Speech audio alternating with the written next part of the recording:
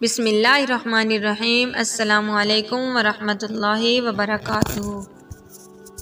ہمارے علاقے میں ڈوم قوم کے کچھ گھرانے آباد تھے جن کا ذریعہ معاش بھیک مانگنا تھا۔ انہوں نے بڑے بڑے تھیلے بنا رکھے تھے۔ وہ صبح منہ اندھیرے ہی گاؤں پھرتے رہتے اور پھر جب شام کو واپس آتے تو ان کے تھیلے آٹے سے بھرے ہوتے۔ طویل عرصے تک ان کا یہی کام رہا۔ جب ان کی اولاد جوان ہو گئی، اسی نسل نے اپنے بزرگوں کو اس دھندے سے منع کر دیا اور یہ لوگ محنت مزدوری کرنے کی طرف مائل ہو گئے۔ ان میں سے کچھ کھیتی باڑی کرنے لگے اور کسی نے گاؤں کا چوکیدارا سنبھال لیا۔ ایک گھرانہ ہاکو تھا۔ یہ ریوڑ ہانکتے تھے، سو چرواہے بن گئے۔ ہاکو چرواہے کے بہت سے بچے تھے جن میں ایک لڑکا کمالا بھی تھا۔ اسے پڑھنے لکھنے کا بہت شوق تھا مگر اس کے باپ اسے پڑھنے نہیں دیتا تھا۔ وہ کہتا تھا کہ ہمارا کام لوگوں کے ڈھور ڈنگر چرانا ہے، لکھنا پڑھنا نہیں۔ باپ کے منع کرنے کے باوجود کمالا چھپ کر پڑھنے کا شوق پورا کرتا تھا۔ ان دنوں میرے والد صاحب بھی ایک طالب علم تھے۔ ان کا اسکول گاؤں سے کوئی 3 میل کے فاصلے پر تھا۔ کمالے کی ابو جان سے دوستی ہو گئی۔ جس راستے پر ابو اسکول پڑھنے جاتے، کمالہ اس راستے پر جانور چرانے جاتا تھا۔ ابو کو بستہ اٹھائے جاتے دیکھ کر اس کا دل کرتا کہ وہ بھی اسکول جائے۔ تبھی اس نے ابو سے دوستی کر لی۔ آخر اس نے ابو جان کو اس بات پر راضی کر لیا کہ وہ ان کے گھر سے ان کا کھانا اسکول لے کر آیا کرے گا اور بدلے میں وہ اپنی کتابیں اس کو دیا کریں گے۔ میرے ابو نے اور اس کے بعد کمالہ ابا جی کا کھانا اسکول لے جانے لگا اور وہ نہ صرف اس کو سبق پڑھا دیا کرتے بلکہ اپنی کتابیں بھی پڑھنے کو دیا کرتے تھے۔ ایک دن کمالے کے باپ کو اس بات کا پتہ چل گیا۔ بس پھر کیا تھا، اسے اتنی مار پڑی کہ بدن پر نیل پڑ گئے۔ وہ تکلیف کی شدت سے سارا دن تڑپتا رہا۔ شام کو ماں نے ہلدی اور گھی گرم کر کے اس کے جسم کی ٹکور کی۔ 2-3 دن تک وہ گھر میں پڑا رہا۔ وعدہ کیا کہ آئندہ نہیں پڑے گا، مگر کچھ دنوں بعد پڑھائی کے شوق نے پھر سر اٹھایا تو اس نے پھر سے ابا جان کے پاس آنا شروع کر دیا۔ یوں اب وہ اکثر مار بھی کھاتا مگر پڑھائی سے باز نہ آتا۔ آخر تھک کر ماں باپ چپ ہو رہے اور کمالے کو اس کے حال پر چھوڑ دیا تو وہ باقاعدہ اسکول جانے لگا۔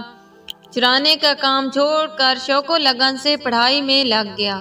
چرواہے کی ڈیوٹی اب اس کے چھوٹے بھائی نے سنبھال لی تھی۔ کمالہ ہر سال اچھے نمبروں سے پاس ہوتا رہا۔ گھر والوں کو اس کے پاس ہونے پر یا نہ ہونے کی کوئی سروکار نہ تھی۔ انہیں خوشی تھی نہ غم۔ 2 وقت کی روٹی دے کر وہ اسے سینکڑوں صلواتیں سناتے تھے کہ حرام خور ڈھور ڈنگر چھوڑ کر کتابیں لیے بیٹھا ہے، کام چوری کا اچھا بہانہ تلاش کیا ہے۔ کمالے کے سینے میں بھی جیسے پتھر کا جگر تھا۔ اس نے کسی بات کا کوئی نوٹس ہی نہیں دیا۔ بالآخر فرسٹ ڈویژن سے میٹرک پاس کر لیا اور شہر جا کر چھوٹی سی نوکری تلاش کر لی تاکہ آگے تعلیم جاری رکھ سکے۔ گریجویشن کے بعد اسے ایک اچھی نوکری مل گئی۔ ماں باپ کو اب اس کی شادی کی فکر ہوئی اور انہوں نے خاندان کی ایک ان پڑھ گنوار گوراں سے اس کی شادی کر دی۔ کمالے نے اس کا نام بدل کر عالمہ رکھ لیا۔ اب وہ مسز عالمہ کہلانے لگی۔ عالمہ جب 6 ماہ شہر میں رہ کر گاؤں آئی تو پہچانی نہ جاتی تھی کہ یہ وہی گورا ہے جو بھٹے پرانے کپڑے پہنے سارا دن گندم کوٹتی اور دھان پھٹکتی تھی، جانوروں کو چارہ ڈالتی۔ اب تو ایسا رنگ نکالا کہ اس کا اصلی روپ ہی بدل گیا۔ اب وہ سلیقے سے کپڑے پہنے ہوئے تھی، اس کے بال بھی طرح دار بنے ہوئے تھے۔ جب وہ دوسری بار گاؤں آئے تو اس کا لب و لہجہ بھی بدل چکا تھا۔ اب وہ اردو اچھی طرح بول سکتی تھی۔ گاؤں کی لڑکیاں، خاص طور پر اس کی قوم کی لڑکیاں، گوراں کو حیرت و حسرت سے دیکھتی تھی۔ جب وہ اونچی ہیل کا جوتا پہن کر ہاتھ میں پرس تھامے ایک ادا سے چلتی تو گاؤں کی عورتیں منہ میں انگلی داب لیتی اور لڑکیاں اس کو پرشوق نگاہوں سے تکتی رہ جاتی۔ گوراں کے میکے والوں کے تو قدم زمین پر نہیں پڑتے تھے۔ وہ اس نخوت سے مسرور تھے کہ ان کی بیٹی عیش کر رہی ہے۔ اچھے پہناوے سے اس کا مرتبہ اتنا بڑھ گیا کہ لوگ اس کو دیکھ کر رشک کرتے۔ گوراں نے ان کی عزت بڑھا دی۔ گاؤں والے بھی ان کو کچھ سمجھنے لگے تھے۔ چونکہ کمالہ افسر بننے کے بعد اب کمال صاحب بن گیا تھا اور وہ اس کے سسرالی تھے۔ ایک انہی کو کیا ساری برادری کو اس پر فخر تھا۔ کوئی کہتا کمال رشتے میں رامو ماموں لگتا ہے، کوئی کہتا وہ میرا چچا ہے، کوئی بتلاتا بچپن کا دوست ہے، اور کوئی منہ بولا بھائی بتا کر فخر کا اظہار کرتا۔ کمال کے 4 بچے ہو گئے، 2 لڑکے اور 2 لڑکیاں۔ شادی کے کچھ عرصہ بعد اس کی ملاقات اپنے ساتھ کام کرنے والی لڑکی عروسہ سے ہو گئی تو اسے احساس ہوا وہ تو پڑھا لکھا اور بڑا افسر ہے، لیکن اس کی بیوی ان پڑھ اور گنوار دیہاتن ہے۔ اس کی زندگی برباد ہے کہ اپنے جیسا جیون ساتھی نہیں ملا۔ اچانک اس کی سوچوں میں ایسا انقلاب آ گیا کہ اس کے ذہن کی بساط ہی پلٹ گئی۔ اب وہ اپنی بیوی سے بیزار سا رہنے لگا۔ بالآخر ایک دن اس نے اپنی پسند کی شادی کر لی اور عالمہ کو پھر سے گورا بنا کر گاؤں بھجوا دیا۔ بچوں سے کہا کہ تم لوگوں کو چھٹیاں ہیں، کچھ دن نانا نانی کے پاس گاؤں رہ آؤ۔ جب اس کی بیوی بچے گاؤں چلے گئے تو اس نے سسر صاحب کو بیٹی کا طلاق نامہ بھجوا دیا۔ اس گھرانے پر تو جیسے قیامت ٹوٹ پڑی اور وہ سوگ میں چلے گئے۔ گوراں سے عالمہ تک کا سفر جتنی آسانی سے طے ہوا، اب واپسی اتنی ہی دشوار اور محال تھی۔ گوراں نے رو رو کر بلا حال کر لیا۔ کئی دنوں تک چارپائی سے لگی رہی۔ ذہن کسی طور پر یہ بات تسلیم کرنے کو تیار نہ تھا کہ وہ محل سے پھر گورے پر آ گئی ہے۔ کتنے ہی دن بعد لوگوں کے سمجھانے بجھانے سے اپنے ٹوٹے بکھرے وجود کو پھر سے جمع کیا کہ 4 بچوں کا ساتھ تھا، اب ان کے کچھ تقاضے، کچھ ضرورتیں تھیں۔ باپ نے ساتھ چھوڑ دیا، اگر ماں بھی بچوں کا ساتھ نہ دے گی تو یہ معصوم کدھر جائیں گے؟ یہ سوچ کر اس نے خود میں نئے سرے سے ہمت پیدا کی۔ کمالے نے چند ماہ بچوں کا خرچہ بھیجا، پھر رفتہ رفتہ یہ عنایت کم ہوتی گئی۔ بچوں کے دادا دادی کچھ نہ کچھ مدد کرتے رہتے تھے، مگر یہ مدد نہ ہونے کے برابر تھی۔ بچے اب بڑے ہو رہے تھے اور ان کے اخراجات بھی بڑھتے جاتے تھے۔ نانی غریب تھی۔ اس صورتحال میں گوراں کو ہی کچھ کرنا تھا۔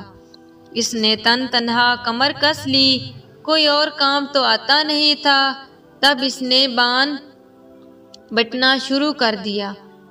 کہاں تو گھر میں نوکر چاکر تھے اور کہاں یہ مشقت جھیلنی پڑ رہی تھی۔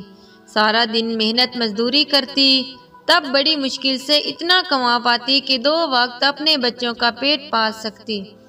سسر خود کثیر العیال تھے، وہ کتنی محنت مدد کرتے۔ جب ان کے بچوں کے باپ کو رحم نہ آیا تو دادا کو کیوں آتا؟ اس دوران بچوں کا نانا دنیا سے کوچ کر گیا، ورنہ گوراں کو یوں خون پسینہ ایک نہ کرنا پڑتا۔ وہی عالمہ جو کبھی اونچی ایڑی کا جوتا پہن کر اتراتی تھی، ہوائی چپل بھی دور نگ کی پہننے لگی۔ چپل ٹوٹ جاتی تو اپنے ہاتھ سے موٹے دھاگے سے گانٹھ کر پھر سے پہن لیتی۔ پرس پکڑنے والے ہاتھ بان بٹ کر خراب ہو گئے تھے۔ اس کا بڑا بیٹا باپ کی بے وفائی سے انتظامی سوچوں کا شکار ہو گیا اور ماں کو ستا کر اپنی محرومیوں کا انتقام لینے لگا۔ چھوٹا اسکول جاتا تھا مگر فیس نہیں دے پاتا تھا، لہذا اسکول چھوڑ کر وہ گلی کے بچوں کے ساتھ گولیاں کھیل کر وقت گزارنے لگا۔ گوراں نے جب اس کا شوق دیکھا تو ہر دم اس کو کہنے لگی کہ گولیاں ہی کھیلنی ہے تو اتنی مہارت سے کھیلو کہ ہر دم تم ہی جیتو۔ ان کو جمع کر کے بیچو گے تو فیس اور کتابوں کے پیسے جمع ہو جائیں گے۔ لڑکا گولیاں کھیلتے کھیلتے فیس کے پیسے تو اکٹھے نہ کر سکا مگر جوا کھیلنے لگا اور پکا جواری بن گیا، اور گوراں کے دل میں ایک اور گہرا گھاؤ بڑھ گیا۔ ہمارے گاؤں والے کہتے کہ گوراں نے جتنے دکھ اٹھائے ہیں وہ ضرور جنت میں جائے گی، اور کمالے کو اس کے کیے کی سزا ملے گی، کیونکہ اس نے بیوی بچوں پر ظلم کیا ہے۔